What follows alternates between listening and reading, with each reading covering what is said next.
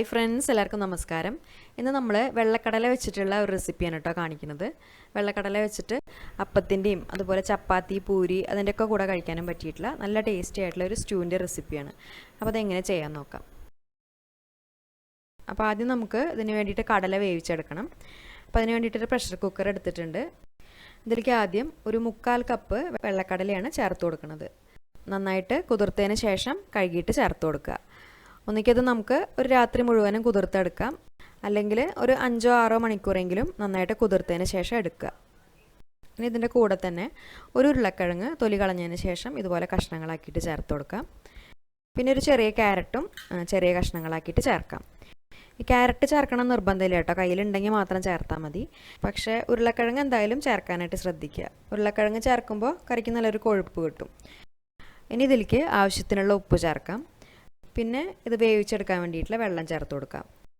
അപ്പോൾ ഏകദേശം ഒരു 2 കപ്പിനടുത്ത് വെള്ളം ഒഴിച്ചു കൊടുത്തിട്ട് ഇത് നന്നായിട്ട് വേവിച്ചെടുക്കാം. മീഡിയം ഫ്ലെയിമിൽ വെച്ചിട്ട് ഒരു 5-6 വിസിൽ വരുന്ന വരെ വേവിച്ചെടുക്കുക. ആ കടല നന്നായിട്ട് വേവണം, അതിനനുസരിച്ച് വേവിച്ചെടുക്കുക. ഇപ്പം നമ്മുടെ കടലയും ഉരുളക്കിഴങ്ങും ക്യാരറ്റൊക്കെ നന്നായിട്ട് വെന്തിട്ടുണ്ട്. ഒരു കടല എടുത്തിട്ട് നമ്മളിതുപോലെ പ്രസ് ചെയ്ത് നോക്കുമ്പോൾ നല്ല സോഫ്റ്റ് ആയിട്ടുണ്ടാവണം. ഈ ഒരു രീതിയിൽ വേവിച്ചെടുക്കുക. ഇനി നമുക്ക് ഇതുപോലെ അടികട്ടിയുള്ള ഒരു പാത്രം അടുപ്പത്ത് വയ്ക്കാം.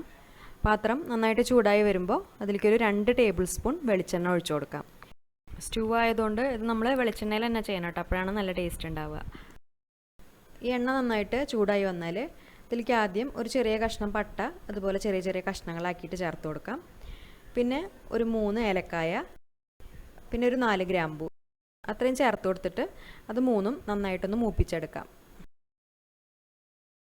ഇനി ഇതിലേക്ക് ഒരു ടേബിൾ സ്പൂൺ ഇഞ്ചി ഇതുപോലെ നീളത്തിൽ കനം കുറച്ചിട്ട് കട്ട് ചെയ്തിട്ട് ചേർത്ത് കൊടുക്കാം. പിന്നെ ഒരു വലിയ സവാള സ്ലൈസസ് ആക്കിയിട്ട് ചേർക്കാം.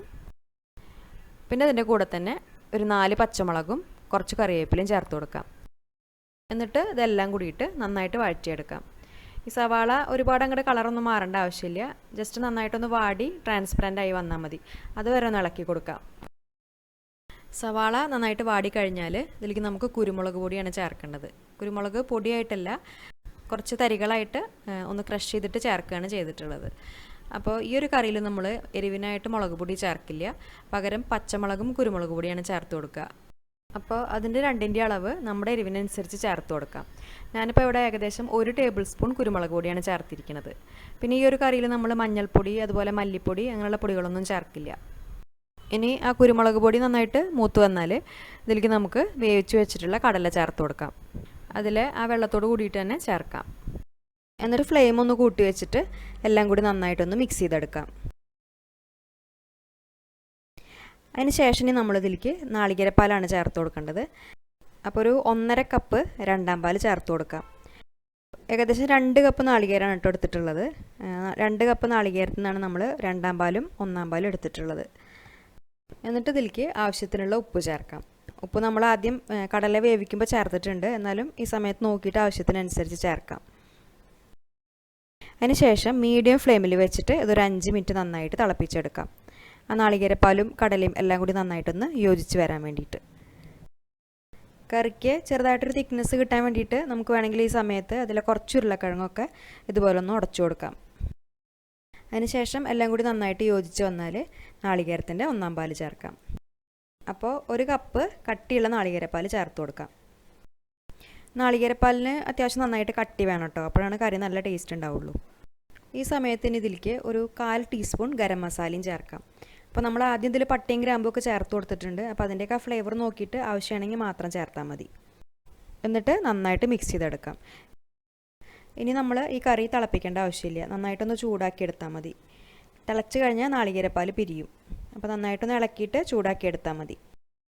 ഇനി അവസാനം നമുക്ക് ഇതിലേക്ക് വേണമെങ്കിൽ 1 ടീസ്പൂൺ പച്ച വെളിച്ചെണ്ണയും കുറച്ച് ഫ്രഷ് ആയിട്ടുള്ള കറിവേപ്പിലയും ചേർത്തിട്ട് മിക്സ് ചെയ്തെടുക്കാം. അങ്ങനെ വേണമെങ്കിൽ ചെയ്യാൻ നല്ല ടേസ്റ്റാണ്. അല്ലെങ്കിൽ അതിന് പകരം കുറച്ച് ചെറിയ ഉള്ളി മൂപ്പിച്ചിട്ട് ചേർത്താലും മതി. അപ്പോൾ നമ്മളിപ്പോൾ ഇവിടെ ചെറിയ ഉള്ളി മൂപ്പിച്ച് ചേർക്കുകയാണ് ചെയ്യുന്നത്. അപ്പോൾ അതിന് വേണ്ടിയിട്ടൊരു പാത്രത്തിൽ കുറച്ച് നെയ്യോ അല്ലെങ്കിൽ വെളിച്ചെണ്ണയോ നന്നായിട്ട് ചൂടാക്കിയെടുക്കാം. അതിലേക്ക് ഒരു 5 ചെറിയ ഉള്ളി അതുപോലെ വട്ടത്തിൽ അരിഞ്ഞിട്ട് ചേർക്കാം. എന്നിട്ട് ആ ഉള്ളി നന്നായിട്ട് മൂത്ത് വരുന്ന സമയത്ത് കുറച്ച് കറിവേപ്പിലയും കൂടിയും ചേർത്തിട്ട് ഒന്ന് മിക്സ് ചെയ്തതിന് ശേഷം ഇത് നമുക്ക് കറിയിലേക്ക് ചേർത്ത് കൊടുക്കാം. ഇപ്പോൾ വെള്ളക്കടല വെച്ചിട്ടുള്ള അടിപൊളി സ്റ്റൂ ഇവിടെ റെഡി ആയിട്ടുണ്ട്. ഇത് നമുക്ക് അപ്പത്തിൻ്റെയോ ചപ്പാത്തിയുടെയോ പൂരിയുടെയോ എന്തിൻ്റെ കൂടെ കഴിക്കാനും നല്ല കോമ്പിനേഷനാണ്. അപ്പോൾ ഈ റെസിപ്പി നിങ്ങൾക്ക് ഇഷ്ടപ്പെട്ടു എന്ന് വിചാരിക്കുന്നു. വെള്ളക്കടല വെച്ചിട്ട് ഈ രീതിയിൽ ചെയ്യാത്തവരുണ്ടെങ്കിൽ എന്തായാലും ഒന്ന് ഉണ്ടാക്കി നോക്കൂ. എന്നിട്ട് അഭിപ്രായങ്ങളൊക്കെ അറിയിക്കൂ.